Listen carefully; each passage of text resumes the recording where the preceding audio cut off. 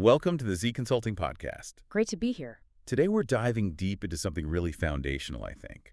It's about getting those very first customers when you're starting out. Yeah, that initial traction, it's often the hardest part. Exactly. And we've been looking at some fresh insights from Alex Hormozi. It's actually a sneak peek from his new book coming out, $100 Million Leads. Oh, right. That's the one dropping August 19th. You can pre-order it, I think, on acquisition.com/leads. That's the one. So what we want to do today is really unpack his 10-step process, not just list the steps, but get into the why behind them. And make it really practical, right? So you listening can, take these ideas and actually use them. Absolutely. Concrete stuff you can apply whatever your business is. Okay, so let's jump in. Step 1, build your lists. Right. This sounds simple, maybe even obvious, but it's the bedrock. So what's the core idea here? Just gather contacts. It's about realizing the network you already have. Hormozi points to 3 main places. Your email contacts, like everyone you've ever emailed. Okay, everyone. Pretty much. Then your social media DMs, people you can directly message.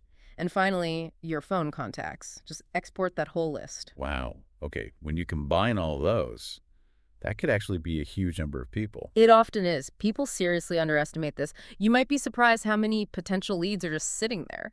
But the key thing he mentions is you're not hitting them up weirdly yet, right? This is just the collection phase. Exactly. Just build the lists. The outreach comes later, and it's designed to be, as he puts it, classy, not pushy. It's a method he's used himself. Got it. So just inventorying your existing connections first? Yeah. Okay. Step 2 then is choose your platform. Right. So you've got these lists potentially across email, phone, Instagram, LinkedIn, whatever. Now you need to pick one place to start your outreach. Just one. Why not try a few? Focus. Hormozi's point is to concentrate your energy. Pick the platform where you have the most contacts from those lists you just built. Ah, okay. So if most of your contacts are in your email, start there. If it's Instagram DMs, start there. Precisely. Go where your biggest initial pool is. It makes the outreach more efficient, especially when you're just starting this process. Master one, then maybe expand. Right. Avoid spreading yourself too thin. Makes sense. Yeah. Okay, on to step 3. Personalize your message. This feels crucial. It absolutely is. Yeah. This is where it stops being a numbers game and starts being about connection.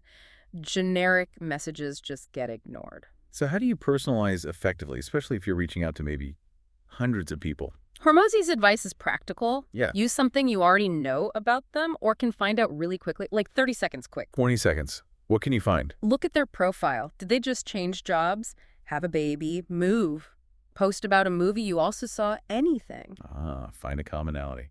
Yeah. Or just acknowledge something recent in their life. Exactly. It just shows you took a moment, you see them as a person, not just, another name on a spreadsheet. It breaks the ice. That little bit of effort can make a huge difference in how it's received, I bet. Totally. It signals you're not just blasting out spam. Okay, that leads into step 4, reach out.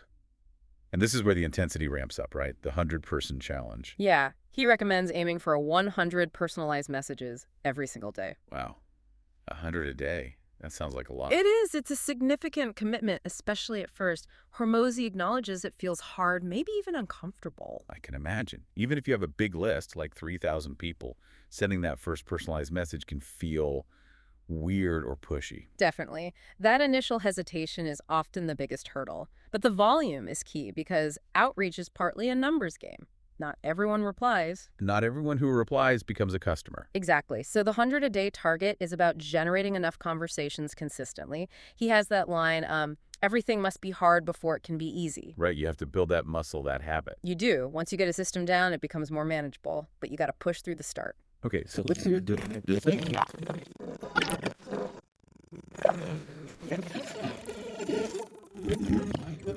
Well, this ACA framework. Yes, ACA. Acknowledge, compliment, ask. It's a simple structure to keep the conversation warm and natural. Okay, break that down. Acknowledge. Just show you read their reply. If they mention something specific, reference it. Oh, you have 2 kids. Or, oh, you went to Costa Rica. Right. Simple recognition. Then compliment. Offer a genuine compliment related to what they said. Wow, 2 kids, you must be super busy. Or, Costa Rica, amazing. Heard the wildlife is incredible. Keep it sincere. Okay. Acknowledge, compliment, and then the ask. This isn't the sales pitch yet, is it? Definitely not. The ask should tie naturally to the compliment or the conversation flow. It transitions gently towards maybe hinting at what you do, but in a human way. Like his weight loss example. You compliment the busy parent. Then ask something like, wow, being super mom dad, how do you even find time to think about eating right or working out? Exactly. It's framed as a question relevant to them based on the conversation you just had. You're still just talking person to person, building rapport. No hard selling at this point, just genuine conversation. Got it. Okay, step 6. Invite their friends. This sounds interesting.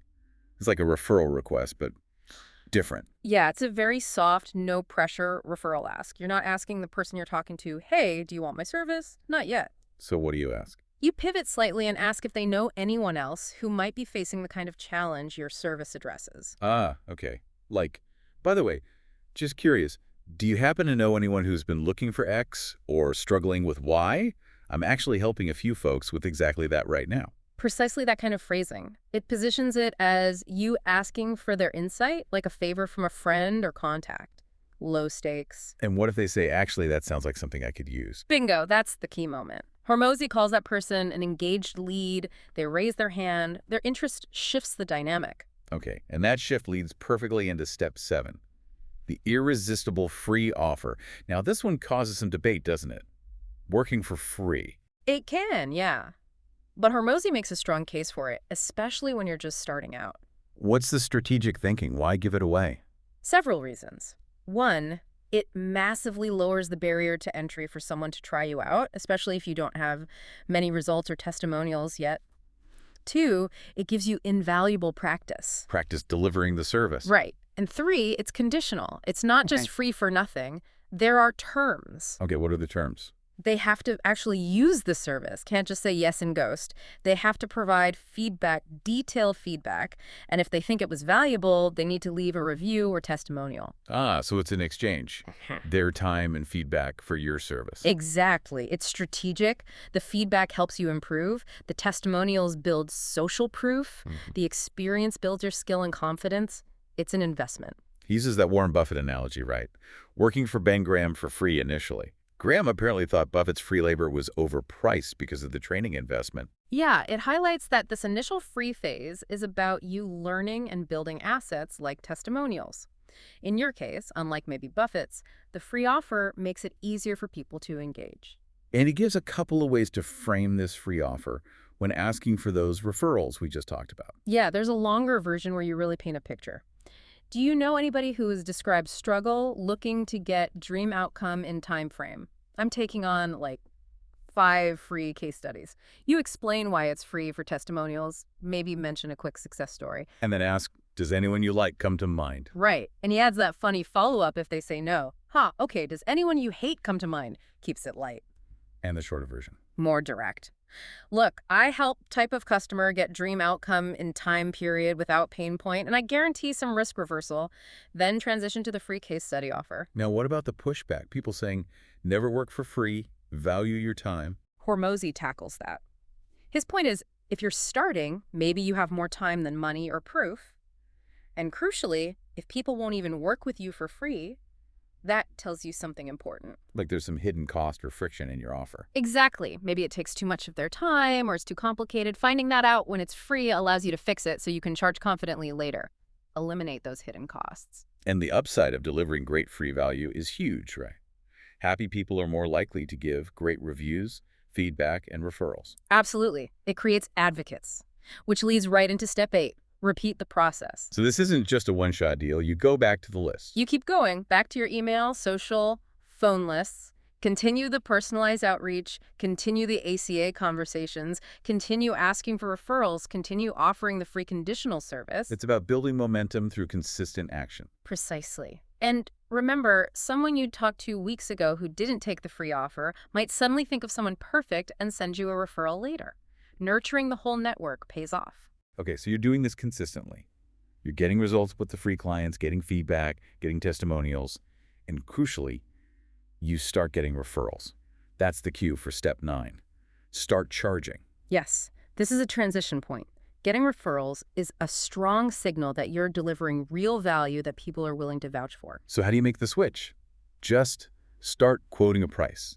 Hormozy suggests a gradual approach. Take that script from step 7, the free offer script, and just change one word. Instead of free, say 80% off. Ah, okay. So it's still a massive discount, very compelling, but you've crossed the threshold into charging. Exactly. Offer that 80% discount to maybe the next 5 clients who come through via referral or your continued outreach. And then Then for the next 5 after that, maybe make it 60% off. Then 40% off for the next 5. Then 20% off until finally you're at your full price. a stepped approach, gradual price increase. Right. It lets you ease into it, test pricing, and build your confidence at each level. And importantly, if you've been improving your service based on all that feedback, You might even realize your initial full price idea was too low. could be, you might need to adjust upwards based on the proven value you now deliver.